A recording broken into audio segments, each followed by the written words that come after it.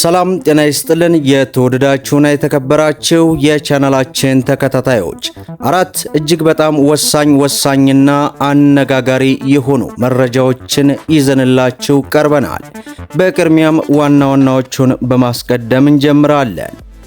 የሕዝብ ተወካዮች ምክር ቤት በቅርቡ ተግባራዊ ይደረጋል ስለተባለው አዲሱን መመሪያ በተመለከተ በዚህ ወር ተግባራዊ እንደሚደረግ ይፋ አድርጓል። የመመሪያውን ሙሉ ዝርዝር ወደ እናንተ እናደርሳለን። በሌላው መረጃችን ከሳውዲ አረቢያ በኩል አነጋጋሪ መረጃ ወጥቷል። በዚህም መረጃ መሰረት ከዱባይ ወደ ኢትዮጵያ የሚገባውን እርዳታ በተመለከተ ሳውዲ አረቢያ አቁሚ ማለቷ ብዙዎችን አነጋግሯል። ከምን ጋር ተያይዞ ነው? ሙሉ ዝርዝሩን እናደርሳለን። በሌላ በኩል ጠቅላይ ሚኒስትር ዶክተር አብይ አህመድ በዛሬው ዕለት ከወደብ ጋር በተያያዘም በርካታ ወደቦች ያስፈልጉናል ማለታቸው ተሰምቷል። ይህንንም ወደ እናንተ እናደርሳለን። እንዲሁም አጠቃላይ ግብር ከፋዮችን በተመለከተም አዲስ መመሪያ ተዘጋጅቷል። በዚህም መሰረት ከደረጃ ሀ ግብር ከፋዮች በሙሉ አጠቃላይ ግብር ከፋዮችን የተመለከተ ሙሉ ማብራሪያ ይዘናል። ይህንና መሰል መረጃዎችን ወደ እናንተ እናደርሳለን። ቪዲዮውን ላይክ፣ ቻናሉን ሰብስክራይብ እያደረጋችሁ አብራችሁን ቆዩ። በቅድሚያም ከሳውዲ አረቢያ በኩል አነጋጋሪ መረጃ ወጥቷል። በዚህ መረጃ መሰረት ዩናይትድ አረብ ኤምሬት ወደ ሀገራችን ኢትዮጵያ የምታስገባውን እርዳታ በተመለከተ አቁሚ ማለቷ ብዙዎችን አነጋግሯል። በተባበሩት አረብ ኤምሬትና በሳውዲ አረቢያ መካከል የተፈጠረውን ፍጥጫ ለማርገብ ግብጽ እየተንቀሳቀሰች መሆኑ ታውቋል። አልአክባር የተሰኘው ጋዜጣ ዛሬ ይዞት በወጣው ዘገባ እንዳመላከተው የግብፁ ፕሬዝዳንት አብዱልፈታህ አልሲሲ በሁለቱ ሀገራት መካከል ሽምግልና መጀመራቸውን ገልጾ ሳውዲ አረቢያ የተባበሩት አረብ ኤምሬትን ለኢትዮጵያ የምታደርገውን ድጋፍ እንድታቋርጥ መጠየቋን ዘግቧል። በዚህም ሳውዲ አረቢያ በተለይ ኢትዮጵያ ከሶማሌላንድ ያላትን ግንኙነትና የባህር በር እንቅስቃሴን ኤምሬትስ እንዳትደግፍ መፈለጓም ተጠቅሷል። ሳውዲ አረቢያ ኤምሬትስ ለኢትዮጵያ የምታደርገውን ድጋፍ አቁማ ቀደም ብሎ በአረብ ሀገራት በኩል የተቀመጠውን መርህ መከተል አለባቸው የሚል ግፊት እያደረገች መሆኑ ተገልጿል። በመሆኑም ከጥቂት ቀናት በፊት የግብፁ ፕሬዝዳንት አልሲሲ ይህንኑ የሳውዲ አረቢያን መልእክት ይዘው ነበር ወደ አቡዳቢም እያቀኑት በዚህ ሰዓት ሪፖርቱ ያስነብበን። በሌላው መረጃችን ጠቅላይ ሚኒስትር ዶክተር አብይ አህመድ ከወደብ ጋር በተያያዘም በርካታ ወደቦች ያስፈልጉናል ማለታቸው ተገልጿል። ከ130 ሚሊዮን በላይ ሕዝብ ላላት እንደ ኢትዮጵያ አገር ቀጣይነት ያለው እድገት የተለያዩ የወደብ መዳረሻ ያስፈልጉናል ብለዋል። አስተማማኝ የባህር በር መዳረሻ በሰላማዊ ትብብር ማረጋገጥ መሰረታዊ ነው ያሉት ጠቅላይ ሚኒስትሩ ለአፍሪካ ቀንድ አገራት የወደፊት የምጣኔ ሀብትና ለረጅም ጊዜ መረጋጋት አስተማማኝ የባህር በር አስፈላጊ ነውም ብለዋል። በዚህም እርግጠኝነት በጠፋበት ዘመን የአፍሪካ ጥንካሬ የሚመሰረተው በራስ መተማመንና በአንድነት በሚቆም ህብረት ላይ ነው። ኢትዮጵያ የባህር በር የማግኘት ፍላጎቷን በተደጋጋሚ ስትገልጽ ቆይታለች፣ አሁንም ትቀጥላለች ማለታቸው ተገልጿል። በሌላው መረጃችን በዛሬው ዕለት ምክር ቤቱ ያጸደቀውንና በዚህ ወራት ተግባራዊ ይደረጋል ስለተባለው ሙሉ መግለጫ ይፋ ሆነ።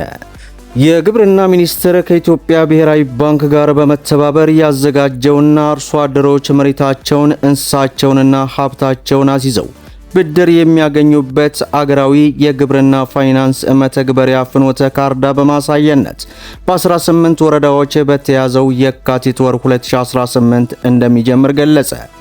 የግብርና ሚኒስትር አቶ አዲሱ አረጋ እንደተናገሩት የሕዝብ ተወካዮች ምክር ቤት የግብርና ጉዳዮች ቋሚ ኮሚቴ የግብርና ሚኒስቴርና የተጠሪ ተቋማት የ2018 በጀት ዓመት የ6 ወራት ዕቅድ አፈጻጸም ሲገመግሙ ነው።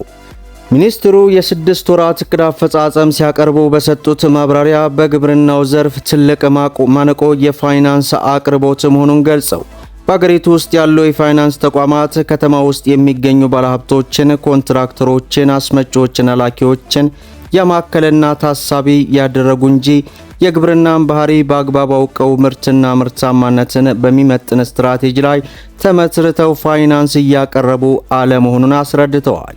በዚህም ምክንያት ሚኒስትሩ ከብሔራዊ ባንክ ጋር በመሆን ያዘጋጀው ፍኖተ ካርታ ወደ ትግበራ እንደሚገባ ጠቅሰው ባንኩ እንደ ግብርና ባንክ የግብርና ፋይናንስ አቅርቦትን የሚከታተል ሆኖ እንደሚያገለግልም ተናግረዋል።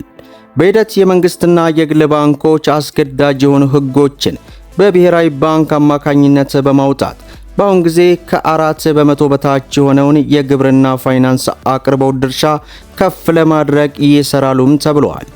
በዚህም ማብራሪያ መሰረት ሚኒስትሩ የግብርና ኢንቨስትመንት አሁናዊ ትኩረት እንደሚፈልግ ጠቅሰው በዓለም አቀፍ ደረጃ ጥሩ ስምና አቅም ያላቸው ኩባንያዎች ቴክኖሎጂ ይዘው ወደ ኢትዮጵያ የሚመጡ ባለሀብቶችና አልሚዎችን በማፈላለግ ላይ እንደሚገኝም ተናግረዋል።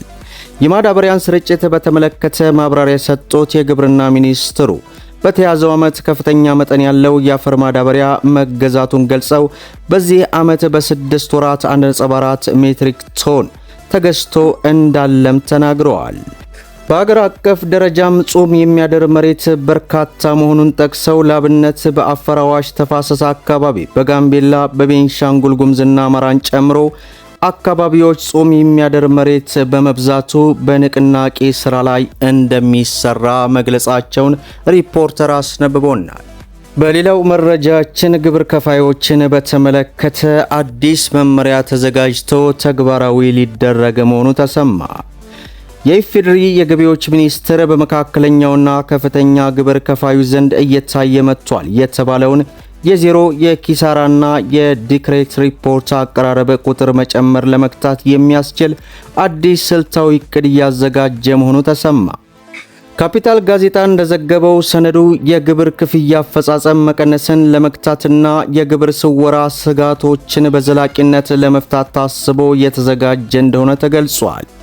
ይህንን አዲስ መዋቅራዊ እቅድ በዋናነት ምን እንደያዘም ካፒታል ሲዘረዝር የግብር ፋይሊንግና የክፍያ ተገዥነትን በጥብቅ መከታተልን፣ የተጨማሪ እሴት ታክስ ተመላሽ ቁጥጥርን ማጠናከር፣ በከፍተኛና በመካከለኛ ግብር ከፋዮች ላይ ያተኮረ የንግድ ስጋት ትንተና ማካሄድ፣ ግዴታቸውን በማይወጡ ግብር ከፋዮች ላይ የሚወሰዱ አስተዳደራዊ እርምጃዎችን ማካተቱ ትኩረትን አድርጓል።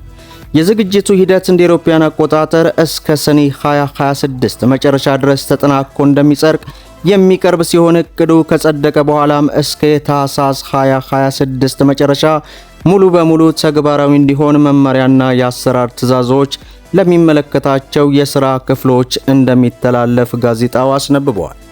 ይህንን የቁጥጥር እቅድ ውጤታማ ለማድረግ ሚኒስትሩ ከኢንፎርሜሽን መረብ ደህንነት አስተዳደር ጋር በመተባበር ነባሩን የሲግስ ሶፍትዌር የሚተካ አዲስ የቴክኖሎጂ ስርዓት በመገንባት ላይ እንደሚገኝ ታውቋል።